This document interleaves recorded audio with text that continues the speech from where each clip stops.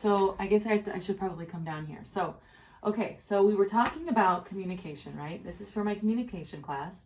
And communication is something regarding like when you're talking with someone else and you're trying to exchange your thoughts, right? It's an exchange between people.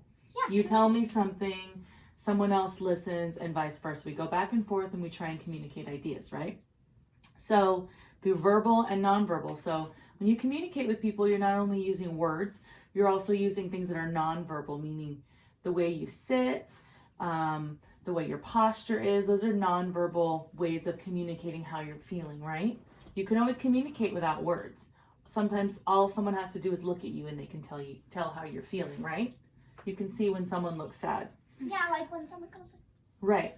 And so as kids, you guys get a lot of practice as to how to communicate with people. You guys are in school, or you guys were in school, and that was the perfect opportunity for you guys to learn how to communicate with other people. And you probably learn the best through conflict, meaning like problems with other people. I'm sure you guys probably understand what that's like to have breakdowns in communication or arguments or misunderstandings with some of your friends, right?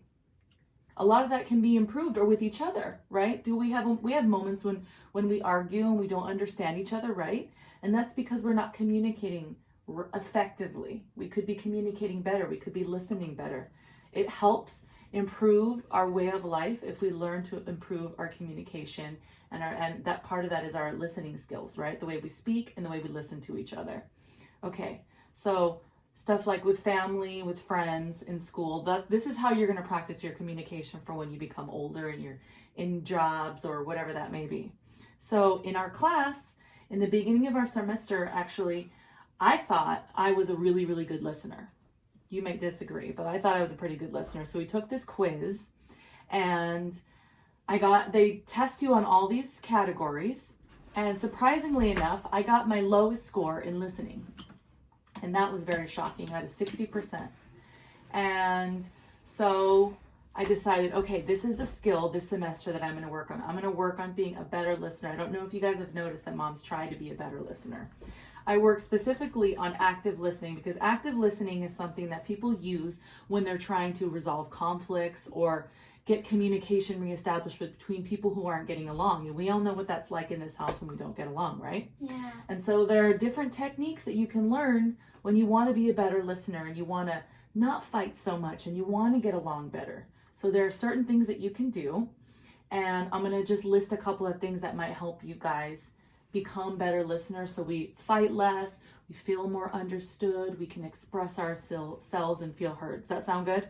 Okay. That sounds simple enough. First thing is pretty basic, but it makes a lot of sense. It's pay attention, right? Pay attention. Look at the person who's talking to you, right? Sometimes someone just wants to be heard. When you're an active listener, maybe you're just listening to someone. Someone needs to be listened to. We all know what that's like when you just feel like you need someone to listen to you, right? Yeah, like when I tell you useless facts. Exactly. So you got to keep your eye contact with them. Look at them. Don't get distracted. Don't look away. Don't look at the dog. Don't look at your tablet. Don't talk to someone else. Give them your full attention. That's showing respect, and that's showing that you're understanding and that you're interested and you care about what they have to say, okay? Number 2 is defer judgment. So if someone says something that you don't agree with and you want to say something, hold your tongue, hold your judgment. Don't judge them yet. Let them finish their story or finish what they need to tell you before you say or think about anything else. Yes, honey. Holding the tongue. Hard. It is. Not literally, okay? So holding your judgment, meaning we all have our judgments. We all think what we have certain point of views about certain things, but holding your judgment means stopping, don't think, just listen. Keep your mind open. Number 4 is to defer your judgment. And that kind of goes along with the last one, but it means just let them finish before asking any questions. Like literally don't say anything. Just let them finish. When they're finished, then you get to do that, okay? Don't interrupt with any arguments. If you think of something witty or you think of something that might help them, just wait. Just wait till they're done. Because believe me, it's really important when someone's trying to express themselves that you don't interrupt them when they're being open. If you interrupt them, they're going to stop talking. They're going to stop talking and close off. It's important that you do that, okay? And then respond appropriately, right? Be honest with your responses. If you have an opinion, be respectful about how you phrase things, right? We're not trying to hurt people. We're trying to let them know that we're open and we hear them. Be respectful, okay? Treat someone in the way that you would want to be treated, okay? And then also, show that you're listening. Obviously, we said that in the beginning. And at the end, you're going to provide feedback, right? You're going to tell them what you heard. You're going to look at them. You're going to nod your head. And you're going to maybe, then at that point, you can ask them some questions, okay? So that's basically what I wanted to talk to you guys about, is about your active listening skills. And hopefully after this, we can practice all of those in our house so we can all become better listeners and all get along and all feel more expressed and listened to, okay?